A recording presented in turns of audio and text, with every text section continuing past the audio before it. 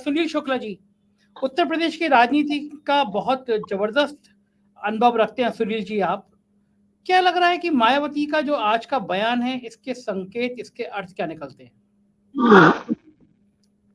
धन्यवाद संजय जी। मायावती जी का यह चौथा या पांचवा बयान है। पहला बयान उनका आया था कि वो किसी भी गठबंधन में शामिल नहीं होंगी। फिर उन्होंने एक बयान दिया जिसमें उन्होंने कहा था कि जो भी हाल में संपन्न हुए हैं 5 राज्यों के चुनाव, मध्य प्रदेश, छत्तीसगढ़ और राजस्थान के चुनाव, विधानसभा चुनाव के परिणाम के बाद वो तय करेंगे कि उनको क्या करना है। फिर उन्होंने बयान दिया कि वह किसी के साथ नहीं जाएंगी, अकेले चुनाव लड़ेंगी। आज उनका यह बयान आया है कि वह एक धर्मनिरपेक्ष दल, उनका एक धर्मनिरपेक्ष दल है। संसद से सदस्यों का निष्कासन की उन्होंने की है। और उन्होंने ये भी कहा है कि ये कोई नहीं जानता कि कब किसको किसकी आवश्यकता पड़ जाए।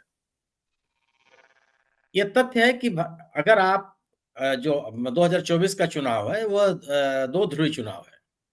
अब तक जो चुनाव होते आ रहे हैं उसके आधार पर ये निष्कर्ष निकाल सकते हैं। एक तरफ बीजेपी है और एक तरफ बीजेपी विरोधी है, तीसरा कोई दल नहीं है। अगर आप कोई भी राजनीतिक दल अकेले बीजेपी से लड़ने की स्थिति में नहीं है, जहां कई दल अगर मैदान में हो तो गठबंधन करके ही आप चुनाव लड़ेंगे। अगर आप गठबंधन नहीं करते हैं तो लोग अपना एक राजनीतिक दल चुन ले रहे हैं कि वह बीजेपी के विरोध में किस राजनीतिक दल के साथ जाएंगे। आप गठबंधन करें न करें, इसका कोई असर नहीं पड़ने वाला है। कर्नाटक में यही हुआ और तेलंगाना में भी यही हुआ। वहां 2 ही दल थे, वहां कई दल थे, लेकिन लोगों ने कांग्रेस को चुन लिया और कांग्रेस के साथ चले गए। जो लोग कांग्रेस के साथ नहीं थे वो एकदम हाशिए पे चले गए। बीएसपी के साथ स्थिति है कि बीएसपी के निकटता 2019 के लोकसभा चुनाव के बाद जो भारतीय जनता पार्टी के साथ दिखाई पड़ी, उस निकटता ने भारतीय बहुजन समाज पार्टी का बहुत नुकसान किया। उनका मत प्रतिशत गिर गया और एक बड़ी संख्या में उनका मतदाता उनको छोड़ के चला गया, सरेआम चला गया, जबकि उनका प्रतिबद्ध मतदाता होता था, खासतौर से अल्पसंख्यक मतदाता। दलितों में जो जाटों मतदाता है, निश्चित रूप से वह मायावती जी का मतदाता है और उसमें मायावती जी के प्रति बहुत सम्मान है, इसमें भी कोई बहस नहीं है। और अभी भी मेरा भी मानना है कि अगर उनका उम्मीदवार खड़ा होता है तो वह उनके साथ वोट करते हैं, उम्मीदवार हारे या जीते। लेकिन अगर उनका उम्मीदवार नहीं खड़ा होता है तो वो बीजेपी को वोट देगा, ऐसा हुआ नहीं। अभी जो उत्तर प्रदेश में तात्कालिक चुनाव हुआ है घोसी का, जहां पे बहुजन समाज पार्टी का उम्मीदवार नहीं था, वहां पे समाजवादी पार्टी का उम्मीदवार था, या कह सकते हैं इंडिया दल समूह का उम्मीदवार था, क्योंकि अन्य किसी भी दल ने अपने उम्मीदवार नहीं खड़े किए। और यह तथ्य है कि घोसी में जो उम्मीदवार जीता वह अपने 2022 के सामान्य निर्वाचन की तुलना में उसको 20% ज्यादा मत मिले। तो यह 20% ज्यादा मत देने वाले कौन लोग हैं?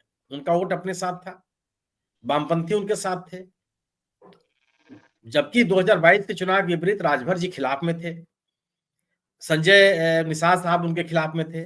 बावजूद इसके समाजवादी पार्टी के उम्मीदवार को 20% ज्यादा मत मिले।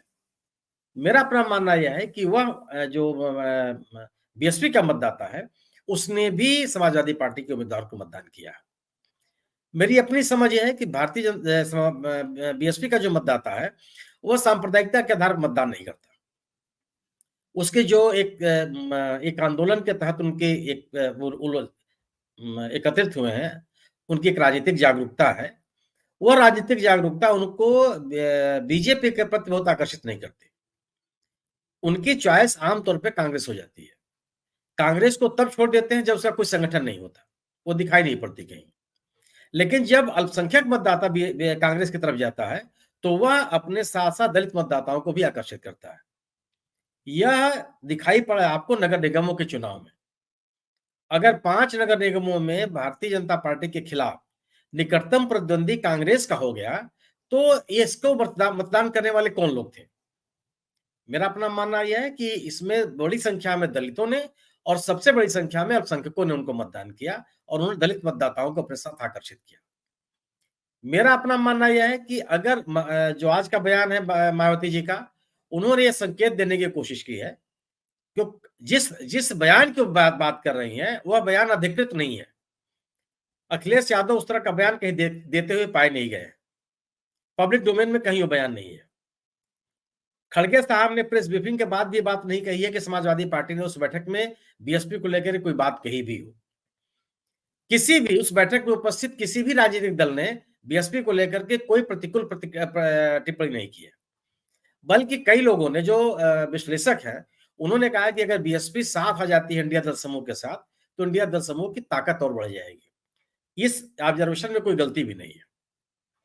अगर बीएसपी आती है इंडिया दल समूह के साथ, तो निश्चित रूप से उत्तर प्रदेश सहित कई राज्यों में उसका असर पड़ेगा, क्योंकि एक छोटी संख्या में ही सही एक प्रतिबद्ध मतदाता है।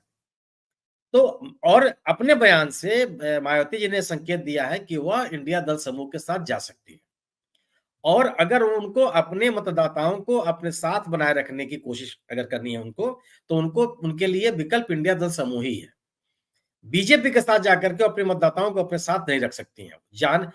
खुलेआम जाने के बाद छोड़ दीजिए, जब उनके बारे में अफवाह फैलती रही, अफवाह ही मान लिया जाए, क्योंकि बीएसपी हमेशा इनकार करती रही, जिसकी चर्चा हम सभी लोग करते रहे कि इनके कई पत्र 2022 के चुनाव में दिखाई पड़े, जहां इन्होंने कहा था कि अगर बीजेपी का उम्मीदवार समाजवादी पार्टी का उम्मीदवार जीत रहा है, तो बीजेपी के उम्मीदवार को जिता दिया जाए।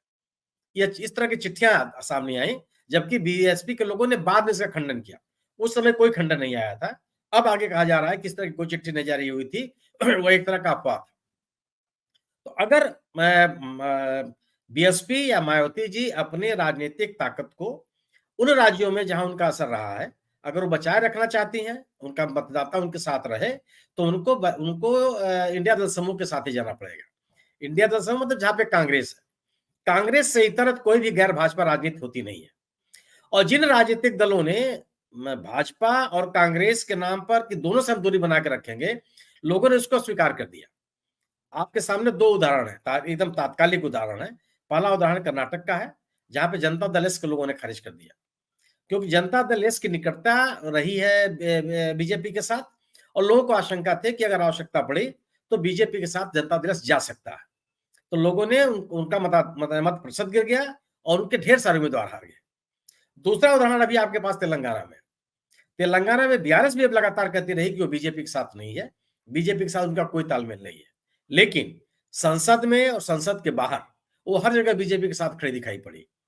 तो लोगों ने जिन तेलंगाना के लोगों ने हैदराबाद में बाढ़ के समय बीआरएस की सरकार से असंतुष्ट होकर के नगर निगम के चुनाव में 48 उम्मीदवारों को जिताया था बीजेपी का, क्योंकि उस समय कांग्रेस का कोई वहां संगठन था भी नहीं। एक लोगों ने यह विश्वास किया कि बीआरएस का विकल्प हो सकती है बीजेपी। 4 लोकसभा के सीट भी जीता है। लेकिन जब कांग्रेस वहां लौट करके आई है और बीआरएस और बीजेपी की निकटता बढ़ी, तो लोगों ने कांग्रेस को चॉइस कर लिया, और वहां कांग्रेस का भी बीआरएस बुरी तरह से हार गई, और जिसके ऊपर राज्य को बनाने का श्रेय जाता है, और केसीआर साहब एक बहुत पॉपुलर नेता रहे हैं। तो जो दो ध्रुवी राजनीति विभिन्न राज्यों में आ रही है सामने, और अन्य राज्यों में उपचुनावों के दौरान जो लोग बीजेपी से असंतुष्ट हैं, उन्होंने कांग्रेस को मतदान किया है, चाहे वो पश्चिम बंगाल में मुर्शिदाबाद हो और चाहे महाराष्ट्र में कस्बा का उपचुनाव रहा। इन लोगों ने कांग्रेस को ही माना है कि वह बीजेपी के विकल्प के रूप में सामने आ रही है। अब सवाल यही है कि ये मायावती जी को तय करना है कि वह अपने मतदाताओं को अपने साथ जोड़े रखना चाहती हैं, या वह पूरी तरह से सरेंडर कर देना चाहती है। अपनी राजनीतिक ताकत बचाए रखने के लिए उनके पास एकमात्र विकल्प यह है कि वो इंडिया दल समूह के पास साथ जाएं, जहां पे कांग्रेस है। भले उनकी समाजवादी पार्टी से असहमति हो, लेकिन कांग्रेस को छोड़ करके उनके सामने उनका मतदाता समूह के साथ बचेगा नहीं। बीजेपी के साथ अगर हो जाती हैं तो पूरी तरह से खत्म हो जाएगी। फिर 2024 के बाद वह ताकत उनके पास बचेगी नहीं, और बीजेपी ने भी किसी को छोड़ा नहीं। अगर आप देख लीजिए, सबसे बड़ा नुकसान तो इन्हीं दलों को है कि अगर बीजेपी दोबारा से ताकत में आती है तो क्षेत्रीय दलों को नुकसान होगा, कि किसी भी क्षेत्रीय दल को बीजेपी ने छोड़ा नहीं, सब टूट फूट हुई है। मैं अभी निजी तौर पे मानता हूं, मैं गलत भी हो सकता हूं, कि लोकसभा के चुनाव की घोषणा के बाद बीएसपी का असली स्वरूप सामने आएगा कि वह कहां जाना चाहती है। अभी वो बीजेपी के दबाव में है, इसलिए उनके स्पष्ट चीजें नहीं आ पा रही हैं। चुनाव की घोषणा के बाद उनका निर्णय आएगा, और मेरा अपना मानना है कि वो इंडिया दल समूह के साथ ही जाएंगे।